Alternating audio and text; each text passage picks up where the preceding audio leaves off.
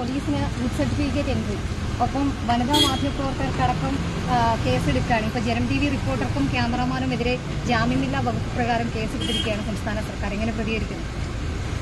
Communist ഫാസിസത്തിന്റെ യഥാർത്ഥ ചിത്രമാണ് ഇതിലൂടെ നമുക്ക് കാണാൻ കഴിയുന്നത്.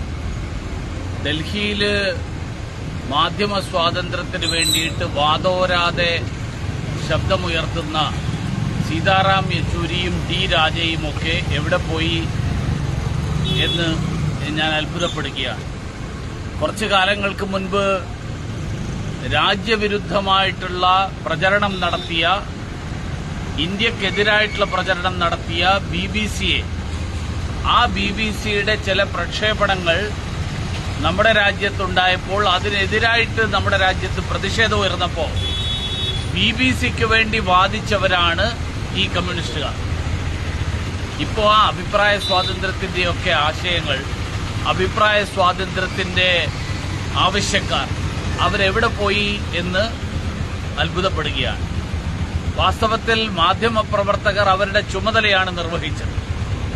മാധ്യമപ്രവർത്തനത്തിന് അതിർവരം വിട്ട് മാധ്യമപ്രവർത്തനം ഈ വരക്കപ്പുറത്ത് കടന്നിട്ട് നടത്താൻ പാടില്ല എന്ന് പറയുന്നവരാണ് യഥാർത്ഥത്തിൽ അഭിപ്രായ സ്വാതന്ത്ര്യത്തിന് വിലങ്ങുതടിയാവുന്നത്.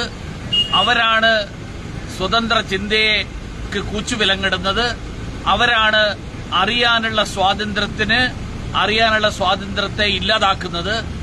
കേരളത്തിലെ കമ്മ്യൂണിസ്റ്റ് സർക്കാർ മാധ്യമപ്രവർത്തകരുടെ അടക്കം കേസെടുത്ത് ഇല്ലാതാക്കാൻ അതിനു വേണ്ടിയിട്ടുള്ള എന്ത് ശ്രമം നടത്തിയാലും കേരളത്തിലെ ജനാധിപത്യ ബോധമുള്ള ജനങ്ങൾ ഈ തരത്തിൽ സ്വതന്ത്രമായിട്ടുള്ള നിർഭയമായിട്ടുള്ള മാധ്യമ പ്രവർത്തനം നടത്തുന്ന മുഴുവൻ മാധ്യമ പ്രവർത്തകരുടെയും മാധ്യമ സ്ഥാപനങ്ങളുടെയും പിന്തുണക്കായിട്ടുണ്ടാവും. ജനം ജന്മഭൂമി രണ്ടുപേരും തെരഞ്ഞു പിടിച്ചൊരു കേസാണ്. കാരണം ബാക്കി മാധ്യമങ്ങളൊക്കെ അവിടെ ഉണ്ടായിരുന്നു, അവർക്കെതിരെ കേസില്ല, ഇവർക്കെതിരെ മാത്രം ജാമ്യമില്ലാ വകുപ്പാണ്. അതുതന്നെ വളരെ വ്യക്തമാക്കുന്നത് അവർക്ക് ഏറ്റവും കൂടുതൽ ഭയമുള്ളത് ആരെയാണെന്നാണ്. ആരാണ് ഏറ്റവും നിഷ്പക്ഷമായും നിർഭയമായും ഈ സംസ്ഥാനത്ത് മാധ്യമ പ്രവർത്തനം നടത്തുന്നത് എന്നാണ്.